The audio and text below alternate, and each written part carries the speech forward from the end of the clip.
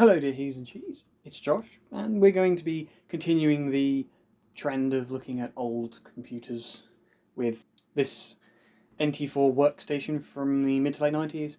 It's from around 1997, I think. It's interesting, it's got some different gimmicks to it, probably quite a reasonable machine for the time. I've just got it set up with the retro PC thing, old keyboard, PS2 optical mouse, CRT monitor. Not the best CRT monitor, but it's the only one I have, and I'd like a better one. Pretty difficult to find now. But yeah, this is where we're taking just a small sort of overview of this machine. You might take a look at this machine and think, what on earth is this black panel at the front? What does it do? Why is it there? Why isn't it just beige? What's this LED for? Well, that's just a power LED. I just thought it'd be interesting to put another one there. It's a pretty bad soldering job with a resistor, but it's just there to be another power LED. This, however, that's a BIOS reset switch because I got this machine from work. They were throwing a bunch of old computers out. Decided to take this one. I mean, they let me, so it's alright. Yeah, it's BIOS password protected. Every time it loses power to the board, I have to reset it. Otherwise, I won't be able to use the machine. And I decided that rather than dangling off a few wires out the front, which I was doing originally, or opening the side panel and doing the CMOS reset, decided I'd connect this to it so I can reset it each time. It's more convenient. It's actually quite useful. I mean, even modern computers have BIOS reset switches at the back of the motherboard, so why not do something similar but at the front on a machine from 1997? Alright, let's turn it on. It's going to be a bit loud, mainly because of the hard drive, but the fans are quite loud as well. It was much louder.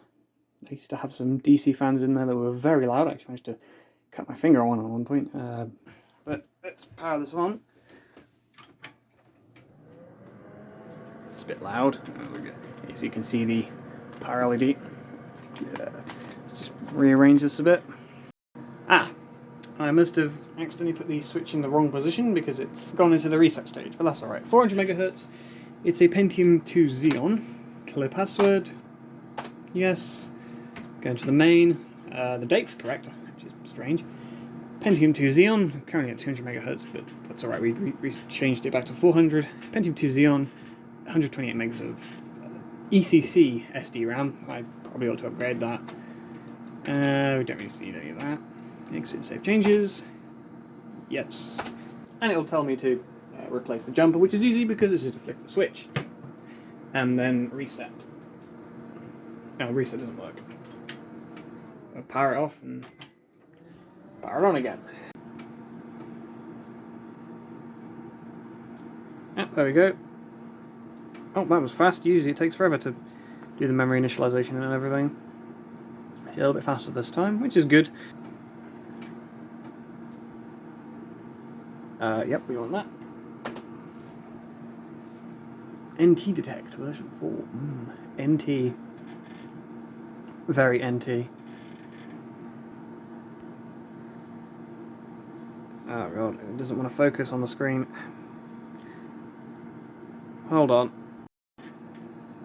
Alright, there we go. And it even tells the memory. Oh, it's gone. But 128 megs of RAM.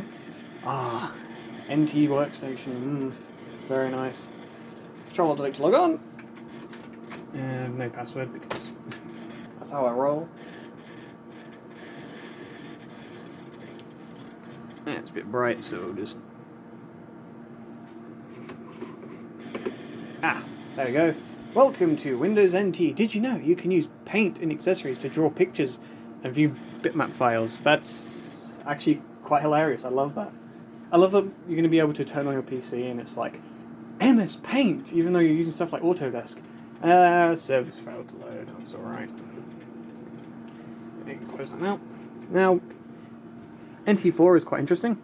It actually has a task manager. So you can check performance and everything. I don't think 95 and 98 had this. There might be something else, but I don't think it had this. It was just actually pretty cool. Memory usage. Is that page file memory available? 82 megs. Yeah, I need to upgrade at some point. Okay. The graphics on this thing, I'll just show that, is something... Gloria settings, no. Settings? DirectX. Yeah, Elsa, DirectX, Gloria. I think that's Matrox, but I'm not sure. Matrox Gloria? It's got 2 display adapters. I'll actually go here. No. But yeah, you can... I didn't set it, but... 2 monitors. This thing supports 2 monitors, which is interesting. Currently just have it at 1024 by 768 at 60 Hz, so that you can actually see the monitor a little better. But yeah, cool stuff. I did once use this to do some file transfers. There is some documents in here. This is one. I tried to do some Vogons, because yes, this thing, well, when Vogons used to be HTTP, but yes, this thing can go on the internet, so we will do that. It's actually pretty cool that it can do that. I wonder what last thing I would have looked at. It's probably going to be 31DV9. That's most likely what it's going to be. No, it's my website. Oh, but 31DV9 is in the top corner, so I'll just close that. AldNet and Dallas's website for some reason. Cool.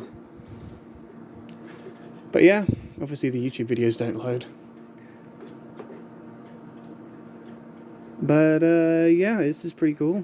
So you can do stuff like look at all that good stuff's web page, well, page, whatever. Just an article on. Looks like the image files are not synced correctly with the page, which is a bit strange. Should I reload it? Will it work? No. Never mind. Well, but yeah, we can go into the features page, stuff there, archives, images. This all loads very slowly, which is brilliant. Just love that that it's drawing all the images in over this 10 megabit connection. I actually can't see, it's just off screen, but yeah, it's very slow. And we can go through all the pages. Oh, I need to change the little thing at the bottom, but yeah, we can just go through all the images. I love that early internet feeling. That's specifically why I designed this website with HTML and a little bit of CSS. Okay, I mean there's SeaMonkey, which does the same thing. That's also a web browser. It's not as good as, it has a few more problems than Opera, but it works. IceChat, that's an IRC. I have done some IRCs with my friends. That hard drive is very loud. Will it? Yeah, there we go. Oh wow, Comic Sans. That's just brilliant. Yeah, obviously not going to be online, but it does run IRC. Yes, I'd like to exit.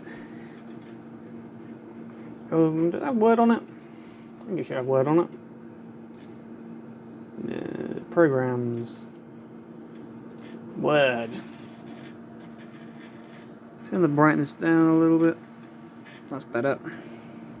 Yeah, we can do MS Word. Very, very exciting. Yay. Do you want to save changes? Oh my god, it's got Clippy. I hadn't even noticed that. No. Go away, Clippy. Oh wow, he's going. Okay, bye, Clippy. I would not have expected that. That's kind of hilarious. Okay. Right. Is there anything else I can do on here? No, I don't think so. Might as well just turn it off and take a look inside. Oh, actually, yeah, turn it off. Get to see one of the... Shut down computer, yes. Get to see one of the best features of Windows NT4. The WinLogon logo, which all that good stuff harks on about for some reason. Yeah. This will take a while, the hard drive seems a bit slow. Yeah, ACPI is not enabled on this motherboard. I don't know if the power supply supports it either. I'd expect it to, but... it won't shut down properly. It will require user input to shut down. Yes, this is one of the best features of NT4. That WinLogon logo, the little window with the moon in it. I don't know why all that good stuff likes it so much, but yeah, it's quite funny. A little restart thing, so yeah, just turn it off.